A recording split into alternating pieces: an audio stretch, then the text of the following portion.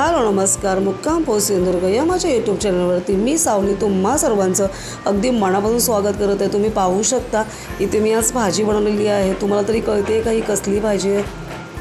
बघू शकता तुम्ही इथे ना मी फणसाची भाजी बनवलेली आहे। ही फणसाची भाजी कमी आणि अंड्याची बुर्जी दिसते। आपण जे अंड्याचा वरचा भाग असतो ना तशी बुर्जीचा प्रकार दिसतो हा, पण ही बुर्जी नसून आपण जो फणस जो असतो कच्चा फणस त्या फणसाची इथे मी भाजी केली आहे। तुम्ही पाहू शकता भाजी अगदी अप्रतिम दिसते, खायला पण तितकीच अप्रतिम लागते। अगदी सडसडीत अशी भाजी झालेली आहे। तुम्ही पाहू शकता ही भाजी आपण चपाती भाकरी किंवा रोटी याच्यासोबतसुद्धा खाऊ शकतो। खायला अगदी चमचमीत आणि झणझणीत अशी लागते। चला तर मग तुम्हाला जर अशीच ही भाजी करून बघायची असेल, ट्राय करायची असेल तर आपण वेळ न घालवता आपल्या रेसिपीला सुरुवात करूया। इथे मी ना अर्धा किलोच्या प्रमाणात आहे ना, हे बघा पाहू शकता तुम्ही फणस घेतलेला आहे। या फणसला मी बाजारातूनच कट करून आणलेला होता। याचं ही साल असते ना तीसुद्धा मी काढून आणलेली आहे। आता आपण ना हा फणस आहे ना व्यवस्थित असा ना कट करून घेऊया, म्हणजे हे जे काही गरे आहेत ना हे बघा मी तुम्हाला दाखवते। या प्रकारात आपल्याला एक एक गरा काढून घ्यायचा आहे। इथे मी सुरीचा उपयोग करून एक गरे काढून घेणार आहे। हे बघा बघू शकता तुम्ही या प्रकारात आपल्याला असे गरे काढून घ्यायचे आहे। चला तर मग आता आपण पहिला हा फणस आहे ना व्यवस्थित असं कट करून घेऊया। आणि तुम्ही बघू शकता या फणसाला अजिबात चीक म्हणजे जो डीग असतो तो अजिबात नाही आहे। अगदी सडसडीत असा हा सुका फणस आहे। बघा अगदी पटकन निघतो आहे आणि पटकन साफ होतो आहे। बघा या पद्धतीत आपल्याला जे फणसाच्या वरतीचे हे असतात ना वरची त्याची जी बारीक बारीक सालं ती आपल्याला काढून घ्यायची आहे। जो खालचा भाग आहे ना तो सुद्धा आपल्याला व्यवस्थित असा स्वच्छ करून काढून एक गरे असे वेगवेगळे करून घ्यायचे। ते बघा जो आतमधला जो भाग असतो ना तो सुद्धा आपल्याला काढून घ्यायचा आहे। ह्याच्या आतमधल्या बिया ज्या आपल्याला असतात ना त्या घ्यायच्या नाही आहेत। मी फक्त इथे फणसाच्या गऱ्याची भाजी करणार। अगदी कवळा असा फणस आहे।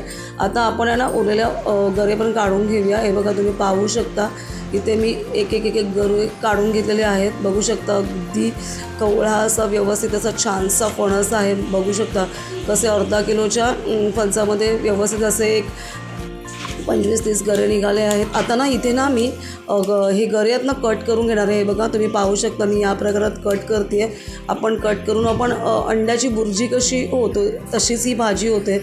अगदी कोणाला कळत पण नाही आहे की फणसाची भाजी आहे की कोणती आहे, असं वाटतं की आपण अंड्याचीच भाजी किंवा बुर्जी खातो आहे। हे बघा तुम्ही पाहू शकता आता माझं हे कट करून झालेले आहेत। आता मी एक कढई घेतली आहे, त्याच्यामध्ये मी मोठे 2 चमचे तेल टाकून घेतलेले आहे।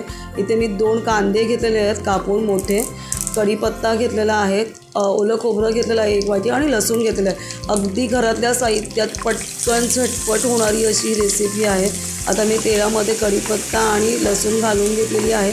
इथे मी लसणीचा 10-12 पाकळ्यांचा उपयोग केलेला आहे। आता व्यवस्थित अशी फोडणी झालेली आहे। आता मी कांदा टाकून घेतलेला आहे। कांदासुद्धा आपल्याला व्यवस्थित असा गुलाबी कलर येईपर्यंत भाजून घ्यायचा आहे।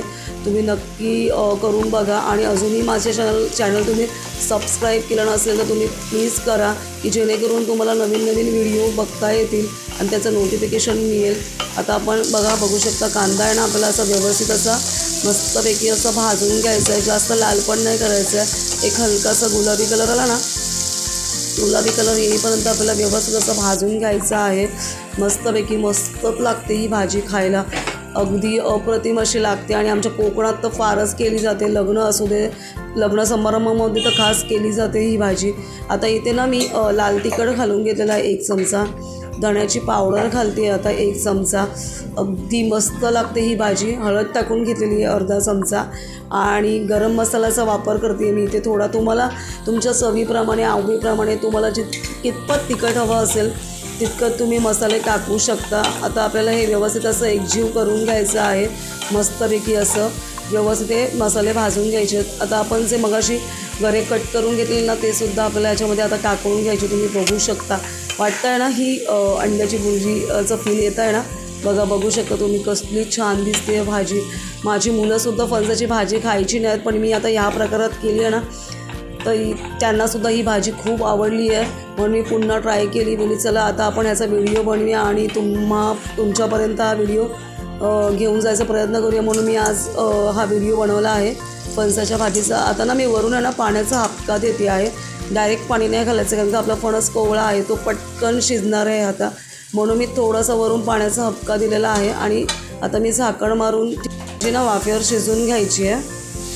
आपल्याला ही भाजी वाफेवरती अगदी व्यवस्थित शिजवून घ्यायची आणि अगदी एक 10 ते 15 मिनटात अशी भाजी होते. तुम्ही पाहू शकता आपली भाजी आहे ना इथे शिजलेली आहे. अगदी छान दिसते की नाही अंड्यासारखी. पण अंड्याची भाजी नसून ही फणसाची भाजी. तुम्ही नक्की करून बघा ही भाजी आणि तुमच्या घरच्यांना तुमच्या मुलांनासुद्धा खाऊ घाला. आता मग इथे मी वरती आहे ना खोबरं घालून घेते, ओलं खोबरं. इथे मी अर्ध्या वाटी ओलं खोबऱ्याचा उपयोग केला आहे, छोटी अर्धी वाटी. आता मी वरून ना थोडंसं खोबरेल तेल घालून घेते आहे. तुम्हाला घालायचं असेल तर घाला, पण खोबरेल तेल वरून घातलं ना की अगदी भाजी आहे ना सुंदर लागते. तुम्ही पाहू शकता अगदी सडसडीत अशी भाजी झालेली आहे. अजिबात चिकट नाही आहे ही भाजी. अगदी खायला पण मस्त लागते, खमंग अशी.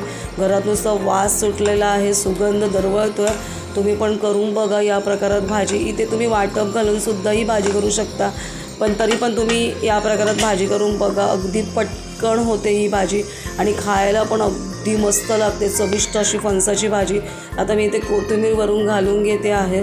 तुम्ही पाहू शकता कसली भारी दिसते आपली भाजी. कलर पण बघा किती छान आला. अगदी चपाती भाकरी बरोबर रोटीसोबतसुद्धा ही भाजी खायला मस्त लागते.